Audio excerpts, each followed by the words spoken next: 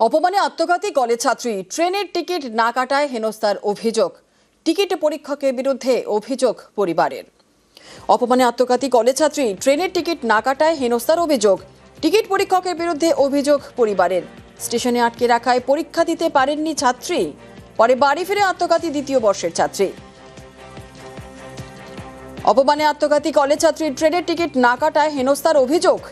Ticket পরীক্ষকের বিরুদ্ধে অভিযোগ পরিবারের। স্টেশনে আটকে রাখায় পরীক্ষা দিতে পারেনি ছাত্রী।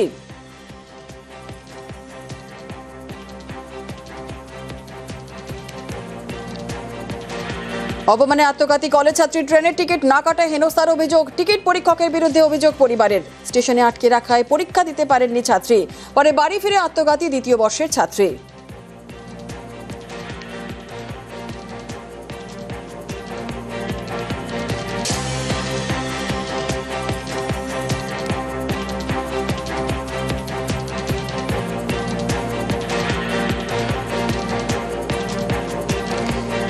অপমানে আত্মঘাতী কলেজ ছাত্রী, ট্রেনের টিকিট না কাটায় হেনস্থার অভিযোগ।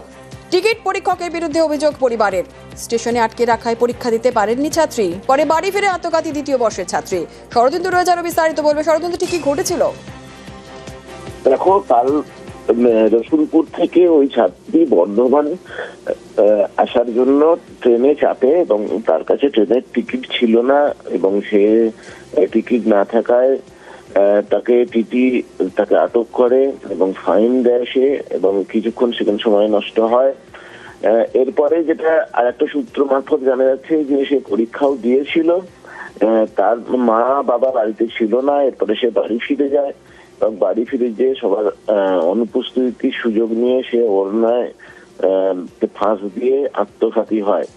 এখন এই টিকিট পরীক্ষকের কাছে লাঞ্ছিত বা অপমানিত হয়ে একটু পরিষ্কার করে জানার চেষ্টা করব, পরীক্ষা কি এই ছাত্রী দিতে পেরেছিল? দেখো, একটা সূত্র মারফত যেটা জানতে পারা যাচ্ছে যে সে পরীক্ষা দিতে পেরেছিল, যদিও তার বাড়ির লোকেরা বলছে পরীক্ষা দিতে পারেনি।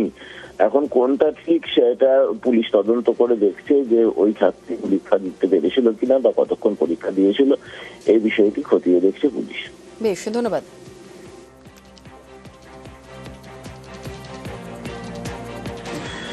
বর্ধমান প্ল্যাটফর্মে যখন নামে ওকে টিটিতে ধরার পর ওকে মানে শ্লীলতাহানি থেকে শুরু করে হ্যারাসমেন্ট, মানে একটু ওখান থেকে মেয়েটা ভেঙে পড়ে, বাড়িতে ফিরে আসে পরীক্ষা না দিতে পেরে।